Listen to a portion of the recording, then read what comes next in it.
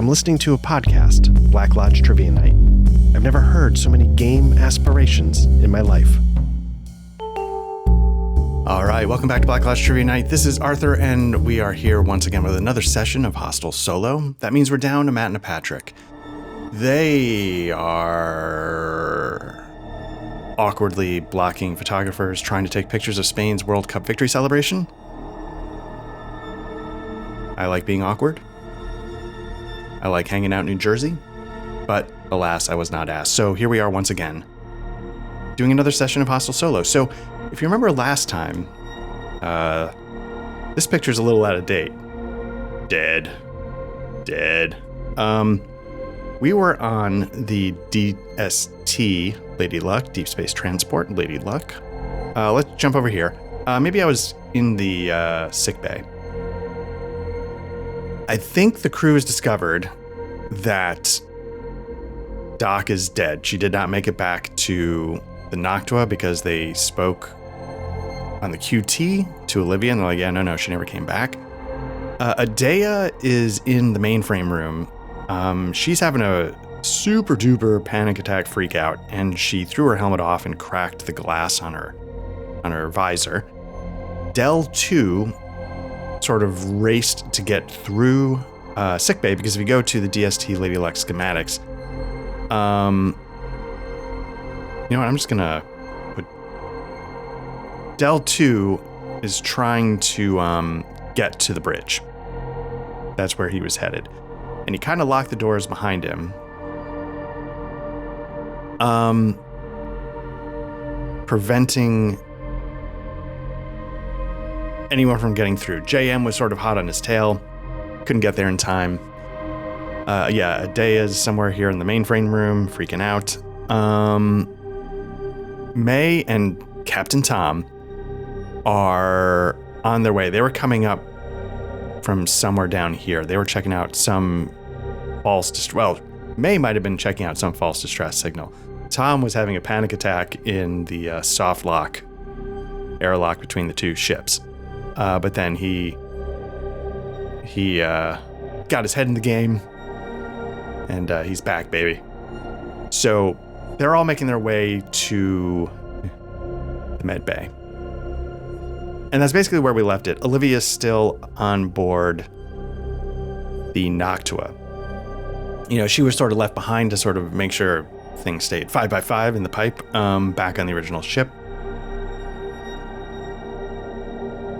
But it's clear now to everybody that Del 2 is Del 2, not the Masquerade's off. They know it's not their Del from the Noctua. Their Del from the Noctua has been completely wiped, deprogrammed, wrecked.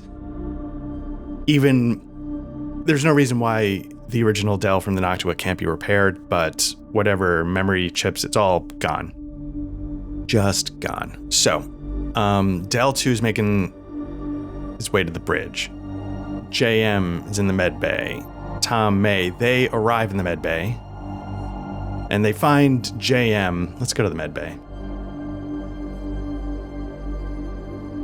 Del 2 has made his way. Day is freaking out. They're dead. So Tom and May, I don't actually know exactly, but we'll just start here with them entering the med bay. They find JM just pounding on the glass. And I've been doing this the last couple of sessions. Let's just get a couple of inspiration rolls just in case something jumps out.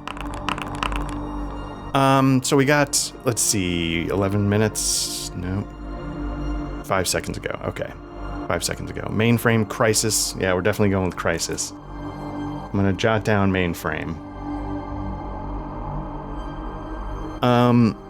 Lonely. I like the idea of lonely. I know I'm pulling it off from this first one. Reduce balance, successful, cargo, tools, confusion, furious, uphold, fatherhood. This is okay. Tom's daddy issues. Let's write that down. Tom's daddy issues. Ambitious. Corporation. There's a lot of good ones here. Control. A lot of good ones. Okay. So so they get to the door and, they find JM pounding, on the, on the metal door that sort of slid down into place. It's locked. And Tom walks in and goes, guys, I feel like I've been a little bit of a shit on this mission, but, when I was little, my father, and everybody's like, will you shut the fuck up, Tom? Okay, so we can cross off Tom's daddy issues. Check. So they're looking at Tom and it's like, Jesus, this is not about you, Tom. All right. It's like, I know, it's just that my dad, you got to stop. Okay. So now that we've got that bit of ancient Greek narrative structure out of the way,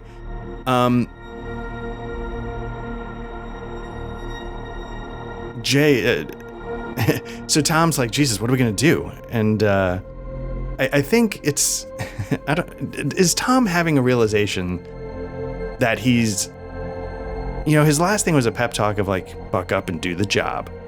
On a 6, he's starting to realize he's not cut out for this. Nice. All right. He's starting to have a moment of self-realization. Maybe if putting it into the context, it's like, man, when I reframe this in terms of my father, he's like, now I see, I'm just trying to please him, and I can't please him. I've got to love me before I can love somebody else. And so he's doing this whole, 7-step self-help book thing. And he's starting to realize, like, you know what? I'm not the one who should be in charge. And so he says, like, JM, May, tell me what to do, and I'll do it. I apologize for some of the things I've said and done over the course of this. You know what? This is a situation. It isn't about me. It's not about rank. It's about being effective and coming out of this alive. So tell me what we need to do. And I think for the first time, JM and May kind of look at him and go, all right. It's sort of like near the end of that very mid-film Saving Private Ryan. I don't know if Matt watches these. When Private Ryan's like, no, enough, I'm not going. I'm staying here with my guys. And Ed Burns looks at him and is like, you know what? I respect that. And he gives him kind of a nod or a look. It's like, Ed Burns, who thought the whole mission was stupid to begin with, walking around, trying to save this one guy, getting a bunch of good people killed. When Private Ryan's like, no, I'm not going. And he's like, you know what? I get that. And I respect it. And it's sort of like that kind of nod. Saving Private Ryan's not a bad film. The battle sequences are awesome. And not awesome like rah-rah, but like very well executed, very like ingenious. The speaking parts between them, I did not always care for. So, yeah, anyway. So that's the kind of look Tom gets from Jam and May. And they're like, okay, here's what we got to do. They're on their sort of local internal channels. Hey, Adea, get onto the mainframe and see if you can override the lock on this door. And if we can't, we're going to have to figure out another way in. No response. Hey, Adea. And then she sort of, I can't breathe. I can't breathe. I can't breathe. JM, I can't breathe. On a 6, Adea is going to be consolable and be able to get her shit together. Oh shit. Okay. Rolling up 6s here. And JM's like, Adea, come on, I need, and then, May puts her hand on, JM's shoulder for a second. Now, May, this whole time has been all business, tough as nails. And then she's like, hey, Adea, I need you to hear me, all right? It's May. And Adea's like, and May's like, just breathe. Just take a deep breath. Only focus on my voice. All right, can you see the mainframe? And she's like, Yeah, I can see it. I can see it. And May's like, okay, that's step 1. It's just one step at a time. Step 2, go over to the mainframe, jack in, and see what you see. And Dave's like, okay. And she's like, oh shit, I think I broke my helmet. I think I broke my visor on my helmet. And May's like, don't worry about that. We're gonna be fine. But just go over to the mainframe and let me know what you see. Okay. And she's her pulse rate's starting to get a little bit under control. She's not seeing like blackness around the edge of her vision. She's starting to be able to sort of dial back in a little bit more. And it's like, okay. It looks like Del 2 has made his way to the bridge. I'm not sure what he's doing. Let me bring up the camera feed.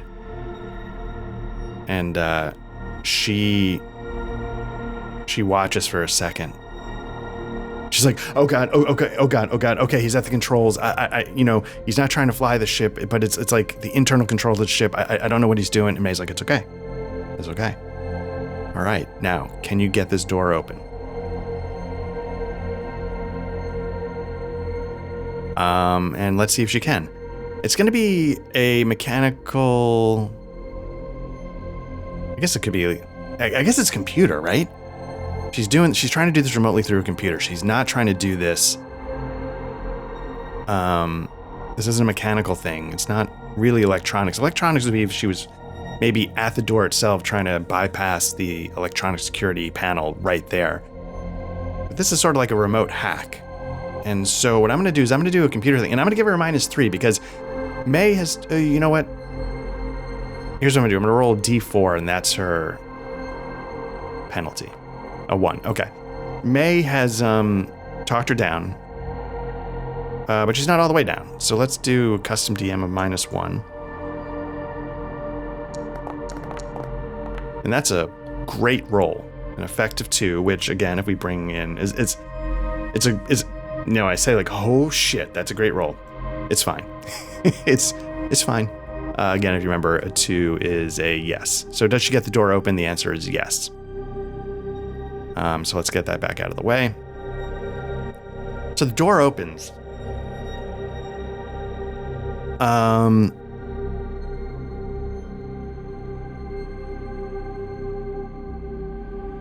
And May's like, hey, Tom, go check on Adea, all right? Make sure she's okay. She's not doing well. So he's like, got it. So Del 2's at the bridge. He starts making his way this way. They make their way to the stateroom block. So they go there. That door's open. Now they get here. Another locked door.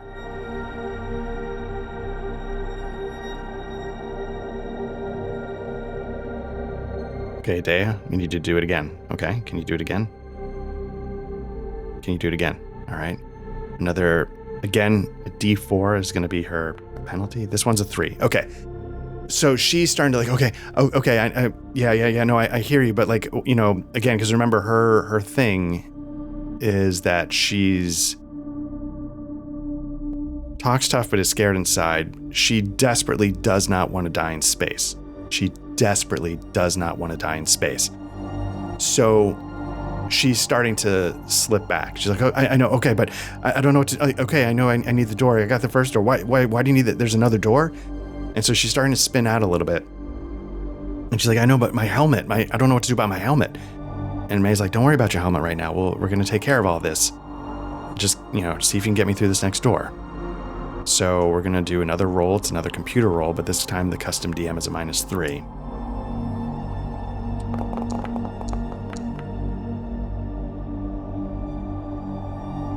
Okay. So a -1 is no but.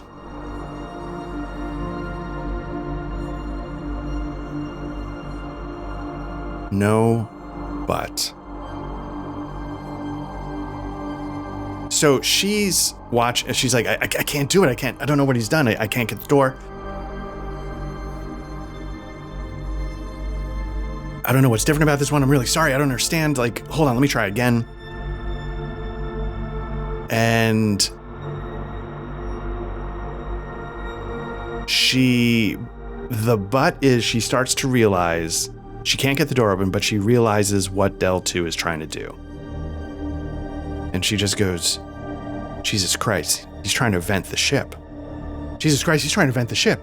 And,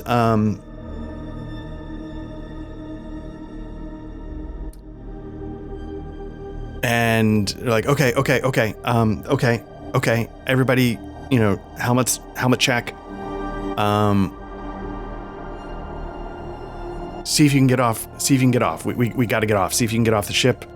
Adea, start. Adele. I kept calling her Adele. Hello. No, Adea. I need you to start making your way off the ship right now. And if you can't do that, get somewhere. See if you can find a replacement helmet. Check downstairs. You got to get to the airlock probably either way. See if you can do it.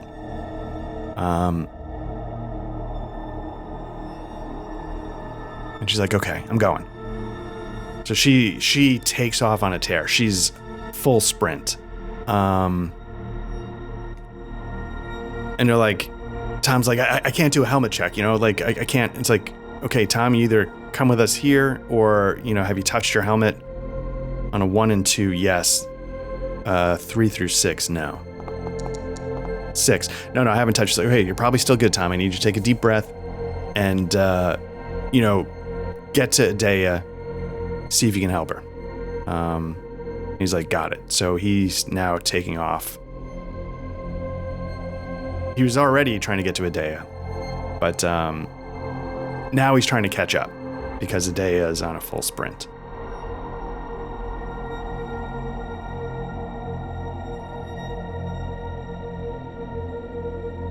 I'm trying to think, what would that even be?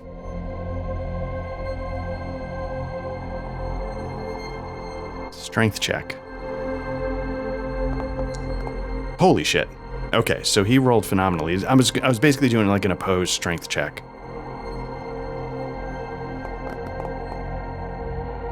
Okay. So it's an effect of... It's interesting, rolled a 12, but it's an 11 because he's so bad at it. So it's an effect difference of 1. So what I'll do is, she moves... He had gotten there. She moves 2. She goes 1, 2, and he moves 3. 1,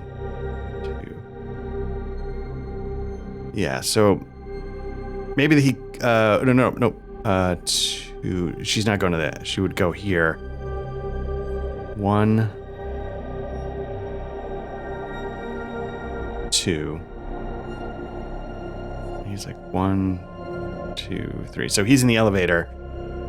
He gets to the elevator and sees the door closing, goes down. He's like, come on. And he starts looking at there's an access ladder. Like, do I do that? What do I do?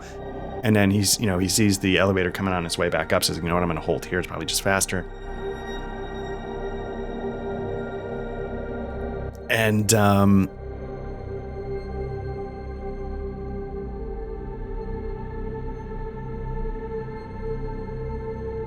Del 2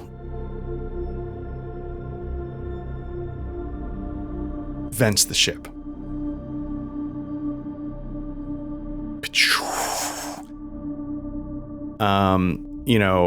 The airlock blows open. Parts of the small craft hangar open up. The door to the damaged cargo 3 opens, so it's no longer sealed.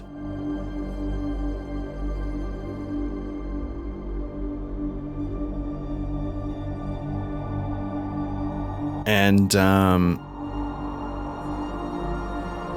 yeah.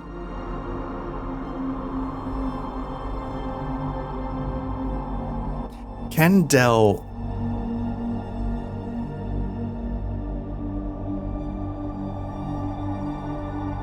Huh.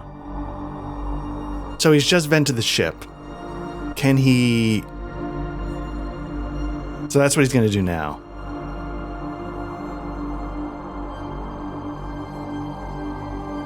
Adea sees the things like starting to get sucked out. You know, she maybe grabs onto something. You know, Tom like gets into the elevator, closes, but he can tell it's like, you know, and Jam's like, okay, here we go. Adea, you need to, hello. Adea, you need to get to the airlock, get back to the Noctua, see what you can do, all right? And she's like, oh my God. And, you know, the difference in pressure now is starting to stress the cracked visor in her helmet. So it's like starting to spider more as she makes her way to the airlock. And as she gets to the airlock, the glass breaks as the last of the air sucks out of all the open stuff. So she's now like, you know, she's temperature, you know, the freezing temperature, the vacuum, the air, everything is hitting at once. She's not going to make it to the airlock. She's not going to make it back to the Noctua. Tom, you know, he goes 1, 2. So he finds her here in the airlock with Adea, and she's just like grabbing at the helmet. She doesn't know what to do. She, like, her eyes are wide, like her, you know, the liquid inside her starting to do things, you know. And Tom's like, okay, I'm here. And May's like, you gotta fucking do it, man. You gotta help her. Adea, stay with us. And Tom's like, I don't know what to do. Let me see if I can get her back into the airlock. And Del fires off the adjuster thrusters. And does the airlock is going to snap. So even the soft lock is going to snap off. So even if they got into the airlock, it's, you know what? They could still at least try and get back into the Noctua. So let's say on a 1 and 2, they get into the airlock before it snaps. 3, they don't. Okay. So Tom's like, okay, all right. Adea, stay with me. And she's starting to really, it's going badly. Tom looks around and let's say there's extra, you know, there's a bunch of people here. There would be, you know, spacesuits. And he's like, okay, Adea, stay with me. Here's what we're going to do. Spin around. And she's like, you know, he's like, yeah, stop grabbing at your helmet. And he fires off the like emergency release and rips her helmet off. And he reaches over, he's scrambling, and she's like in really bad shape. Skin's starting to freeze, eyes are starting to lose vision. And he grabs a helmet off of it, and he's going to try and get it on her. So he needs to do a vac suit check.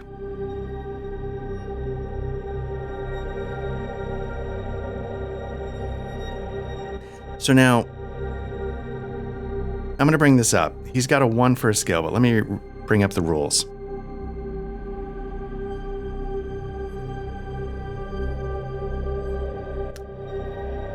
Examples of die modifiers.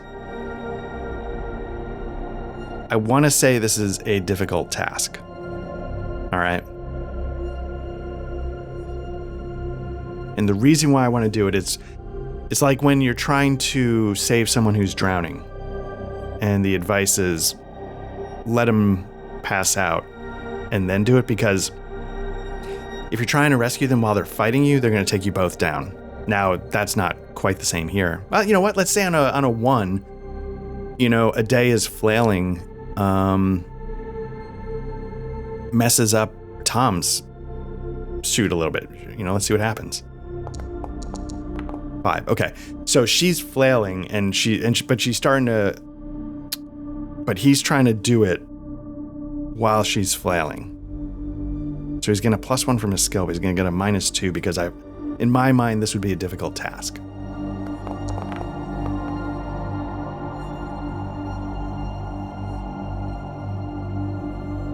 Did you get it? We rolled a 9. -2 is a 7, +1. That's it. He did it. Okay, so he gets her helmet on and he clasps it and he, you know, gets the oxygen going, but he sees that Adea, like, her skin's frozen, her eyes are cloudy and gray and maybe like misshapen or something from the changes in pressure. She's in really bad shape. But she's not dead. He managed to get her helmet on time, repressurized, air flowing. And he's like, okay, all right, and then he looks out and he sees like the soft lock, sort of drifting a little bit. And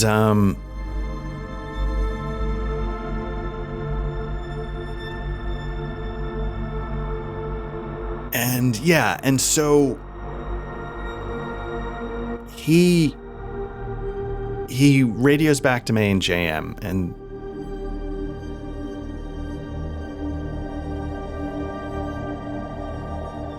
he radios back to JM and May, and he's like, okay, I got her. She's in bad shape, but I got her.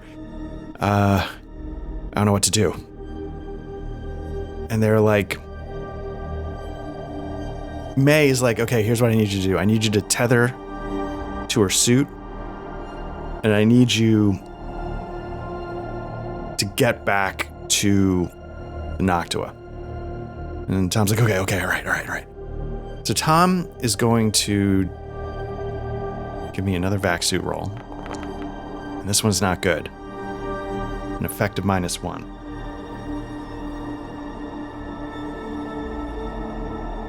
Which is a no, but.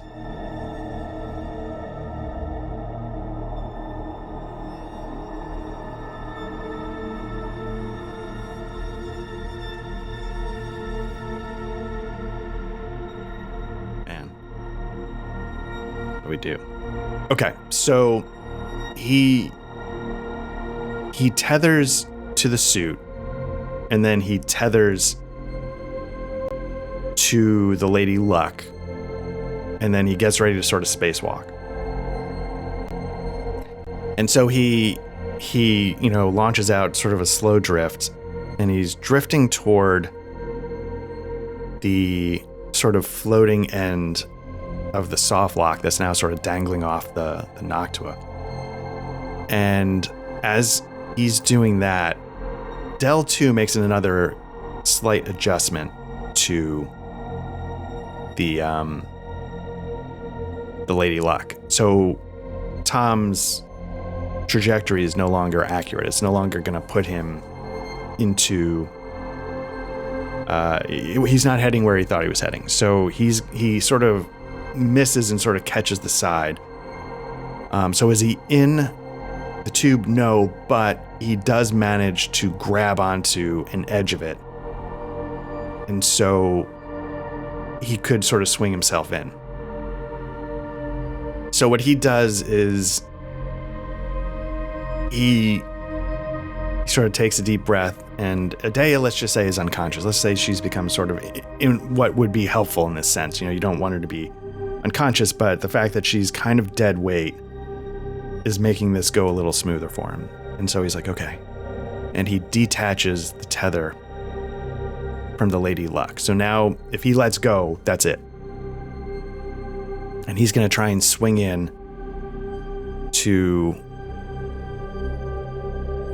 And he's got like little actuators, so it's not like it's going to be a total, So he's going to swing in and try and sort of get into the tube. Let's do another vac suit. I feel like this could be a fairly easy task. So let's give him a 2.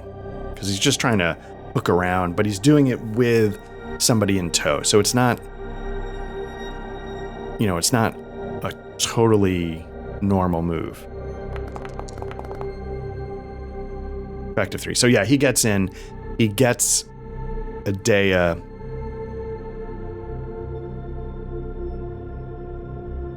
into the soft lock tube that's sort of now, and he approaches the airlock, and he's like, Olivia, Tom here with Adea, she's in bad shape. I need you to sort of seal off the airlock. I need to get her to sickbay right away. And Olivia's like, okay, got it. So they get back to the Noctua. So they're back. In the meantime, May and Tom are trying to figure out what to do. And May is thinking like, okay, all right. You know, this is a transport ship. They're gonna they're gonna have repair tools. You know, what do we do? Do we try and break in? Do we, see if we can get a welder? Like, they're probably gonna have some kind of she has explosive skills, right? Demolitions. She's like, we can rig something to blow the door open. And JM is looking at it like, but do we need to? And this is the thing, he's like, May, there's nobody here to save. Like, we can just report back, like, and May's gonna say, like, but what do we report back? Like, what is he gonna do with the ship? Like, we're still walking away from something that's an unknown situation. We haven't figured out what's going on with the Lady Luck. And he could be dangerous. Obviously he's dangerous to the local crew, but like, we don't know why any of this is happening. There's like, we can't just walk away and let him take the ship, because we don't know what the butterfly effect is of our inaction on this front. And JM's like, okay, yeah, no, I you know what, you're right. So May's gonna, let's just do a demolitions roll.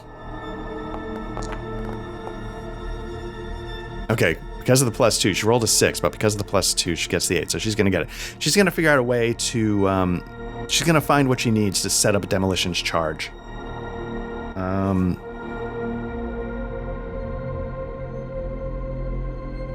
Does Dell notice? I'm going to say on a 1-2, yes, but 3 through 6, no. He's focused on, sort of adjusting the ships with some piloting stuff. He spaced the rest of the ship with the atmosphere release. So he's paying attention to other things. So let's say on a 1-2, he does notice. 4, no. So he's not paying close attention. He figures like, look, they're locked out. I'm good to go.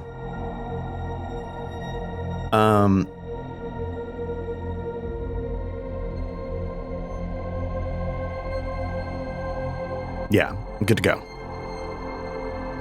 So he's not noticing. And so May, she tamps the charger, she gets everything in place.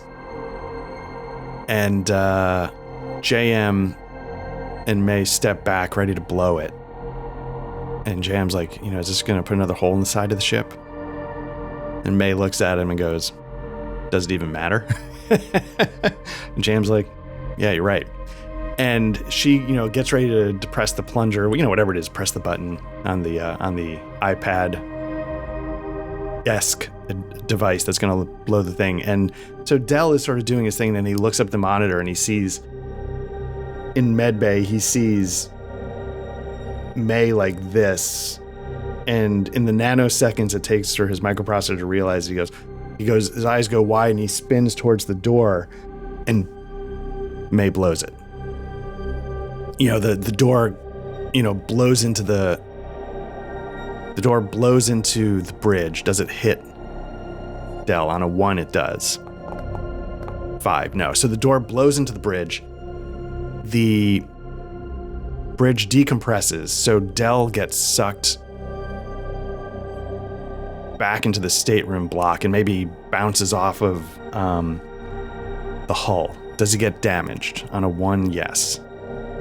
Like, beyond, like, is he taken out, basically, by the decompression? 3, no. So, but is he discombobulated? On a 6, he's not. But on 1 through 5, he is. Okay, so he's, for whatever way, like, he would get stunned. Like, maybe his optics are misfiring for a second because he smashed his head into the, into everything.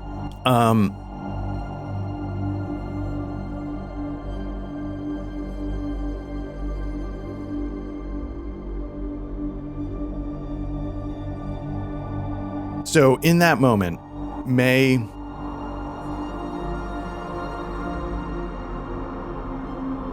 grabs him and throws him out the hole in the hull she just blew. So he's like, and she just, without hesitating, grabs him and pushes him right out the hole that she just blew.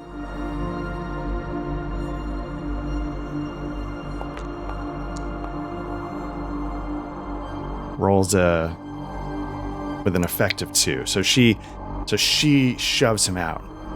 And Del 2 knows again, like his optics were misfiring and stuff like that. And he knows like it's already the cold vacuum in space. But finally, like after a moment or two, like everything reroutes and everything comes back online enough for him to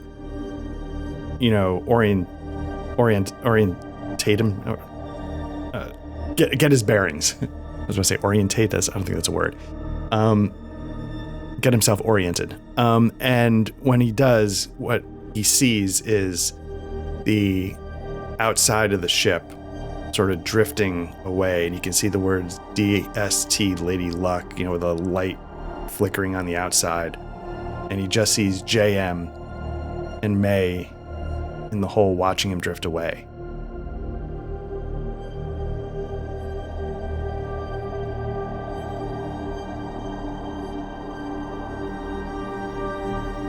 JM and May watch him for a minute. There's nothing he can do, so he's drifting away. JM, he's tried to be... What do we know about JM? Tries to be sensible. He doesn't take risks. He tries to be even-keeled. But this has been a lot. And he's like, it's not hitting him.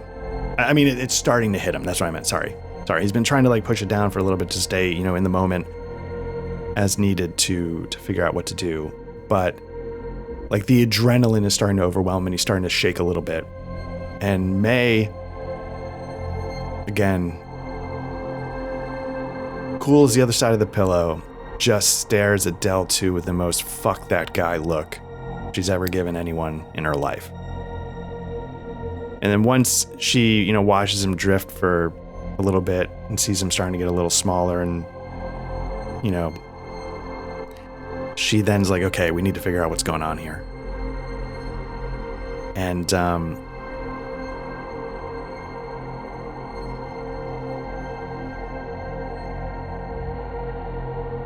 we got a computers of 2 for Olivia.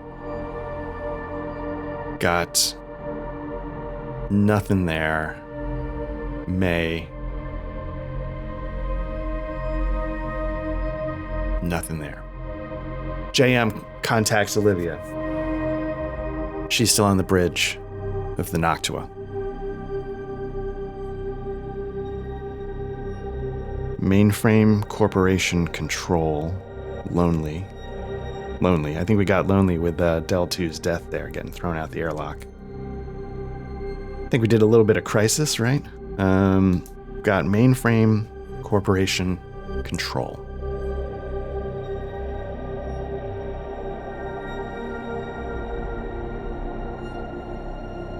May is basically in charge now.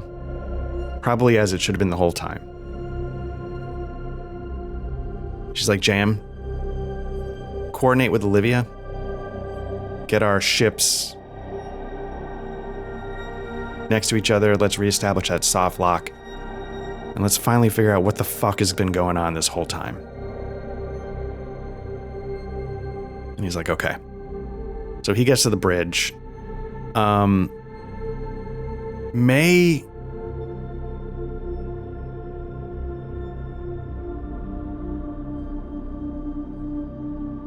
So, first thing JM does is he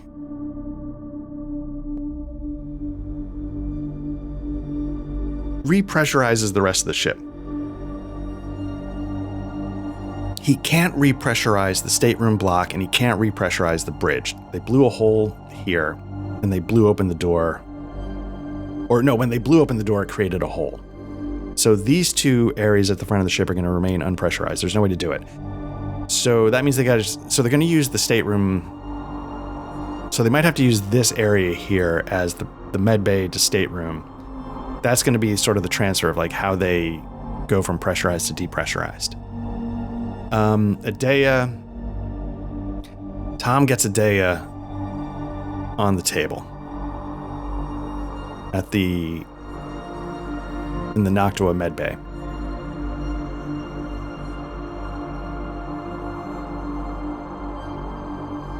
So he gets her hooked up. Does he have any medicine? He doesn't have any medicine. Does anybody have any besides Doc Brown? What's the skill? It's medical, 3. Does anybody else have medical? I feel like you'd want to have somebody as a backup. I could see it being May, but it's not. It might have been Dell. He had some medical, a little bit. So Tom gets Adea hooked up to sort of like the auto docks, and so it's not like they're going to be able to do wonders, but at least they can stabilize her, which is basically all they might be able to do. With the medical skill, they could have, started to get her improved. They could have started to heal her, et cetera, et cetera. I mean, we could do an untrained skill, but like he would just hook her up to the auto docks and be like, you know what? She's stabilized. She's not going to die. I'm not going to then just start pressing buttons and like, whoops, So she's stabilized. She's good to go. Olivia's in the bridge of the Noctua. She's coordinating with JM back on the DST Lady Luck. I'll do a pilot roll. In theory, it should be no big deal. It's an effective 3, which means that it's a yes. So they managed to sort of realign. He's able to coordinate with Olivia.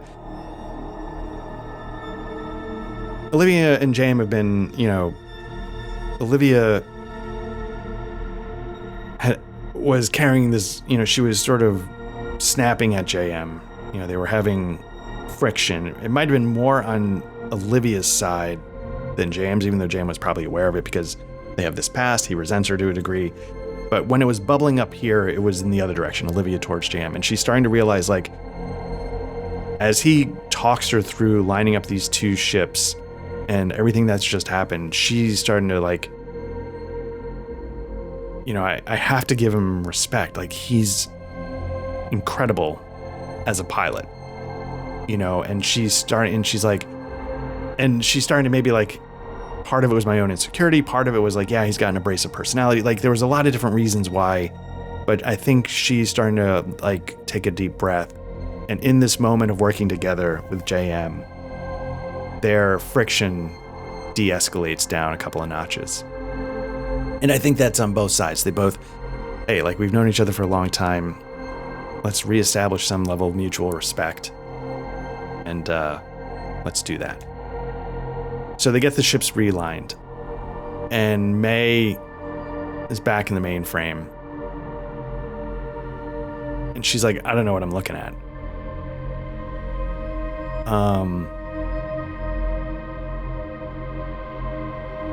Once everything's in place, she's like, hey, Olivia, are you able to, cross over and take a look at what's going on in the mainframe? And Olivia's like, yeah. It's like, Jam, are we 5x5? And Jam's like, yeah, we're locked in.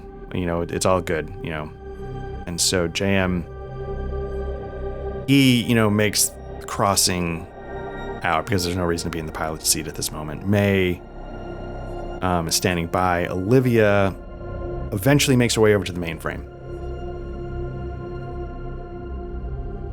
Corporation Control Mainframe.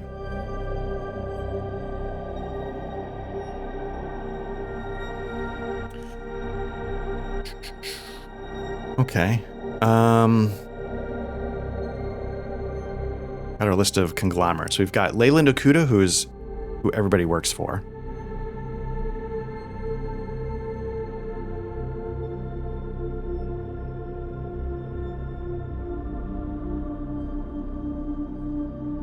Here we go. Voronkovo. Headquarters Moscow. Scenario Seed. All of Voronkovo's starship mainframes have been modified to spy on the crew and passengers, recording the data and uploading it to satellites when in the next star system. This data is encrypted, few know of its existence, and no one at Voronkovo seems to know exactly what it is being used for.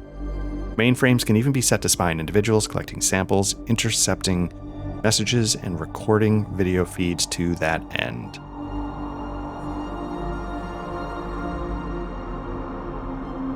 They get to the mainframe. Olivia starts tapping in. I'm going to make this a difficult task.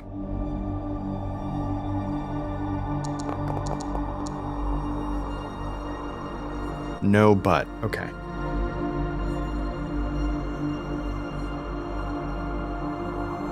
So she's sitting at the mainframe.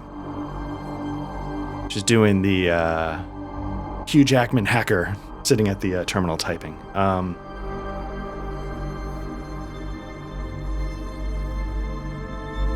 And as she's hacking, so the answer is no but. So as she's trying to, figure out what's going on with the mainframe, she's like, there's something weird actually going on here. And May and JM are like, what's that? And she's like, I think it's, and as soon as she's about to say the next line, the screen goes blank and it just flicks a cursor, and then all of a sudden it goes, and you're seeing delete, delete, delete. It's just going through the files right here. She's like, no. And she's banging on the keyboard. She's like, fuck, I can't stop it. And they're like, what? It's like, I don't know. Like, all I know is like, something, there was something in the mainframe code that wasn't supposed to be there. And, it referenced the corp Voronkovo. And now it's deleting the mainframe. And so they're like, so what do we do? It's like, there's nothing I can do. It's just deleting the mainframe. And so after a moment, like the computer, finishes getting to the end. And then it goes into like a reboot cycle. And then it comes back up. And when it does, it's almost like there's no operating system at all. It's just like the whole drive's been completely wiped. And there is no mainframe to control the ship. So this ship is now literally just dead in the water. There's nothing, like, without like reinstalling the software needed for the mainframe, this, the ship literally, can't operate. So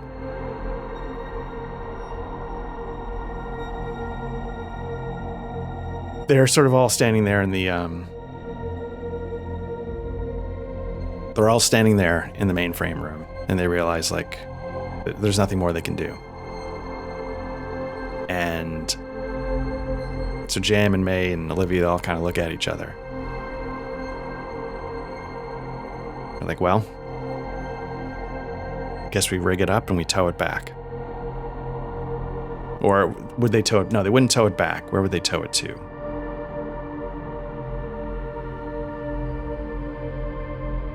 They're there. What's going on in Congress? Gas giant garden. So that's a planet that's gonna have man, I don't remember what any of this means. Let me see. It's gonna have a gas giant. It's a garden planet. It's got a sea level.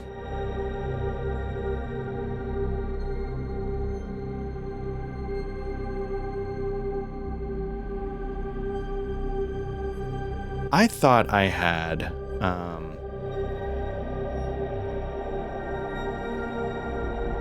more there.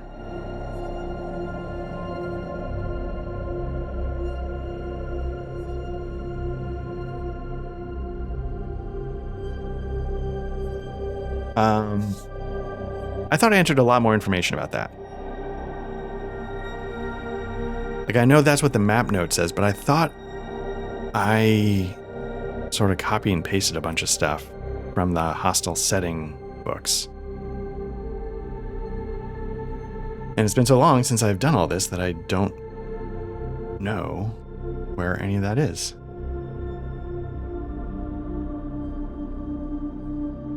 Remember there's a checklist?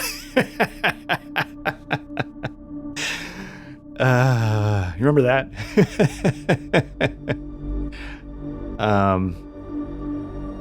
Don't worry about it. Don't worry about it. All right. So they're going to rig up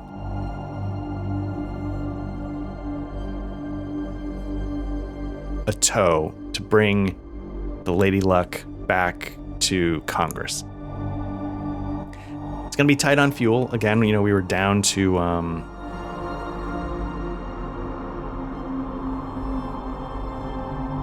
think I was tracking it here. We're down to 11 burns, so they're going to need 4... Oh, man, shit. What is it? How many burns do they need?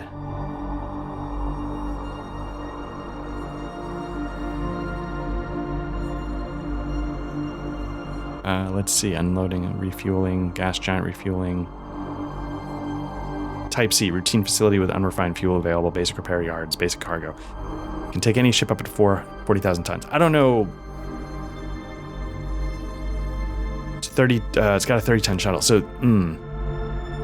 these are big ships.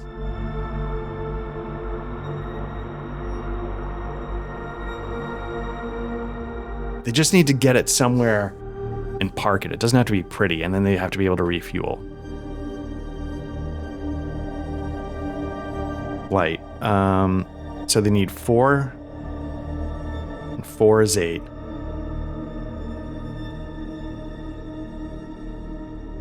Oh, wait. They need to travel to a hyperspace point, so that's 4.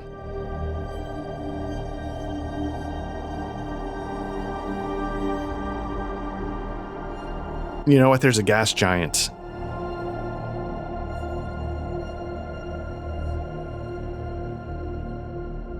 There's a gas giant in Congress.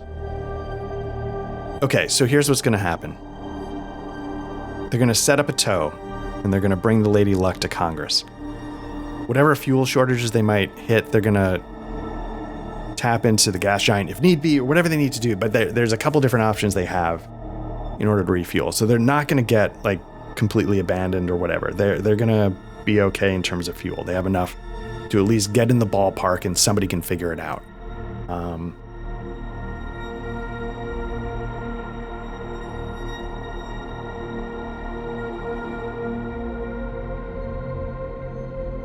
Yeah.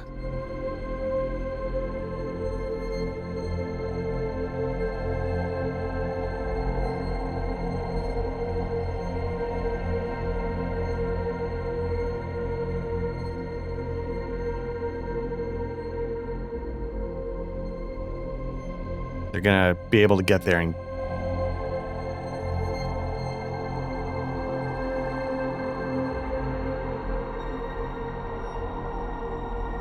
just marking Doc Brown dead. So we go to the galley.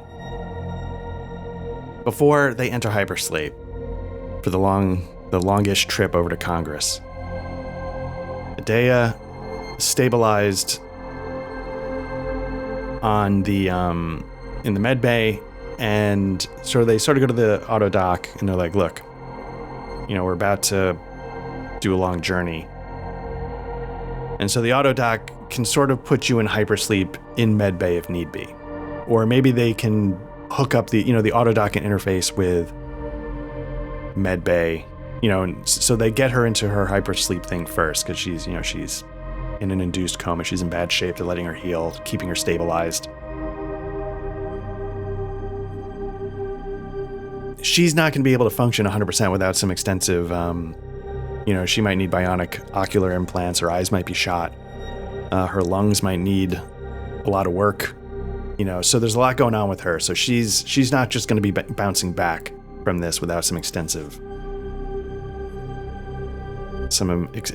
work. we're going to do a D6. On a 6, the company pays for it. They don't. So the company fucks her over. Somehow, you know, in her near future, she's going to be dealing with this for a long time because she can't afford it. And the company's going to, Leyland Okuda is going to screw her over on, you know, making this right. Tom and Olivia, JM and May, sitting around the galley, having a last meal before they themselves enter into hypersleep. And, you know, they're just sort of quietly eating. And finally, you know, Tom sort of like kept looking around the room nervously at everybody because he's, you know, by far the most insecure. And he's like, this was a hell of a trip, huh? And they're like, yeah, sure was. And he's like, look, I know I wasn't always the ideal candidate to run things during this mission. And with that, everybody's like, you know, everybody loses it laughing. And it kind of breaks the tension because Tom is sort of startled a little bit at first, but he's like, he can laugh at himself now a little bit. You know, and he's like, yeah, no, yeah. No shit, right? No, yeah. So he's able to laugh at himself a little bit. And everybody's sort of, you know, yeah. It's like, but we got through it. You know, and that's not something every mission can say. And the rest of them look at each other and, you know, with a nod, like, yeah, you know, that's true. Whatever circumstances conspired, you know, some of the mission got done and some of them got through. They lost one person. They lost Doc Brown. They lost Dell, but Dell is an android. He could be reprogrammed. He could be, you know, rebuilt and you know, and a day is going to make it, but a day is never going to be the same. And so they kind of nod like, yeah, I know you're right, Tom.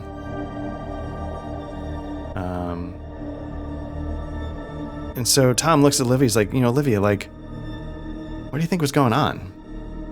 She's like, I don't know. You know, Voronkovo has a reputation. Why they'd be on one of our ships way out here in the middle of nowhere, I can only guess. But for some reason, Del 2 seemed to be doing something on behalf of Voronkovo.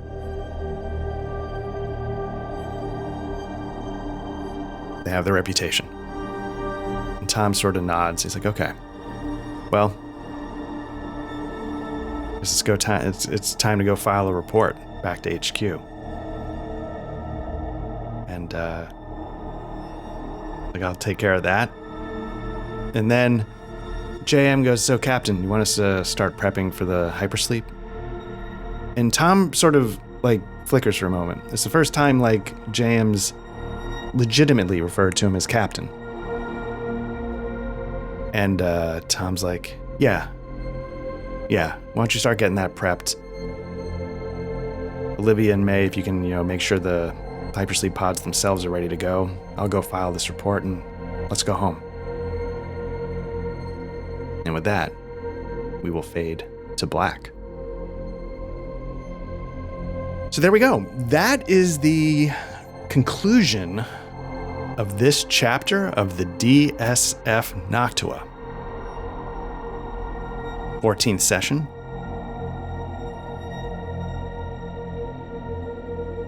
I really liked this. I really, really liked Hostile Solo.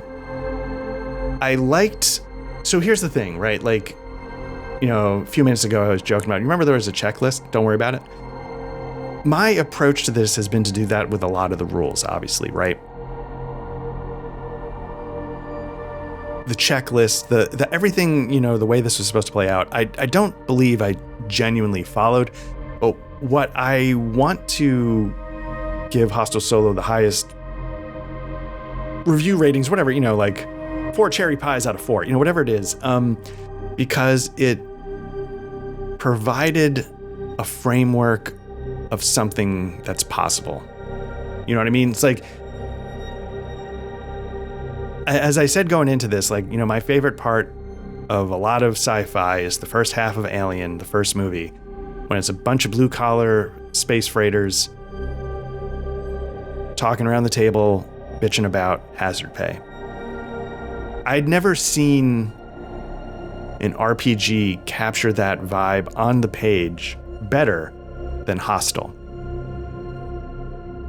But a solo system isn't going to usually create that vibe, but Hostile Solo does, because it encourages you to run a full crew.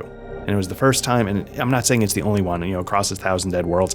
Other ones I've encountered since then do the same thing.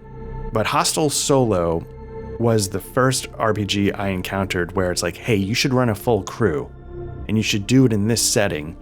And like, the magic of those conversations are in the first half of Alien in the galley all jumped immediately into my head. So, yeah. That's what I want to say made Hostile Solo such an amazing experience. Now, like a lot of games, like I've done Dragonbane solo, the One Ring solo, this solo. I've gone back to the One Ring. I will eventually go back to this, but I don't think it's going to be the next solo game that I do. Shit, I better start prepping that, because it's the thing I fall back on when I don't have, when we can't get the guys together. And I have not been prepping anything because I wasn't 100% sure that I knew we were getting toward the end, but I didn't know that this was going to literally be the end until about a chunk of the way through. I'm like, you know what? I think we can call it here. And then I started working toward that. Yeah, so I guess I gotta start figuring whatever the next thing is out, because it's gonna be coming pretty soon. Anyway, that's neither here nor there. But I do hope someday, like, we lost Doc Brown. Adea isn't gonna come back, but we do have these 4 main people that would have to maybe adjust to new crew members, another mission. I will say this. I had some ideas of what was going on, and then when I started getting words like mainframe corporation control, it sort of fed into the general direction and clarified what was going on.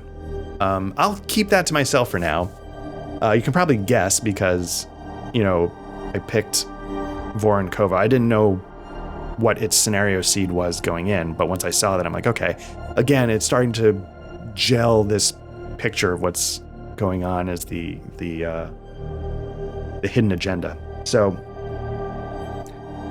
yeah, and so, like, it's one of those things where, I was saying this last session, like, I want to think ahead, but I don't want to think too much ahead, because I feel this obligation to have it deliver towards something, but that's not what you're really supposed to be doing with a solo RPG, where it's like, 100%, well, maybe it's not 100% play and find out. I don't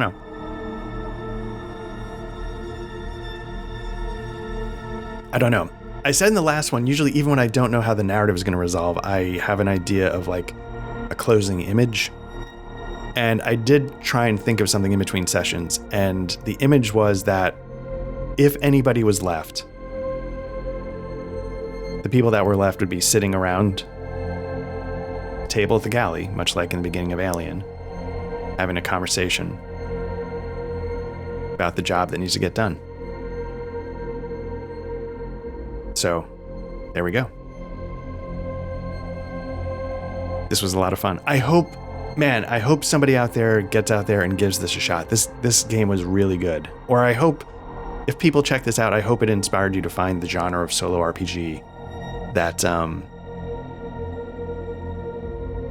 that would get you to play. This was a lot of fun, and I hope people are out there having that same amount of fun, because this was a blast. So anyway, I'll stop talking. This is Arthur, Black Lodge Trivia Night. If you're watching this, you found our YouTube channel. Like, subscribe, click the notification bell, comment, whatever you want to do if that's your thing. We have a Discord. If you're into that, come chat about RPGs and CRPGs. If you prefer audio versions of our RPG actual plays or our RPG discussion podcast, search Black Lodge Trivia Night where you get your audio. I do a bunch of stuff with CRPGs. It's a lot of fun. Check them out if you want. But really, we're mainly a tabletop RPG channel. So thanks again to everybody who's checked this stuff out, who's commented, who's, participated in some way in those people who commented on Reddit, or the different places where I post up links to the episodes. Thanks to all of you. Again, this was a really good time. Really enjoyed it. So, yeah, hopefully we'll be back soon with more Seasons of Ghosts for Pathfinder 2nd Edition, and I guess I better figure out what the next solo thing might be. So, yeah. Until then, the DSF Noctua is signing off.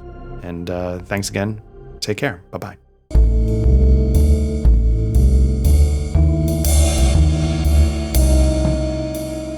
The in-session music was provided by Tabletop RPG Music and composed by Ian Fisher. You can find the Patreon at www.patreon.com/tabletop RPG music. That's all one word.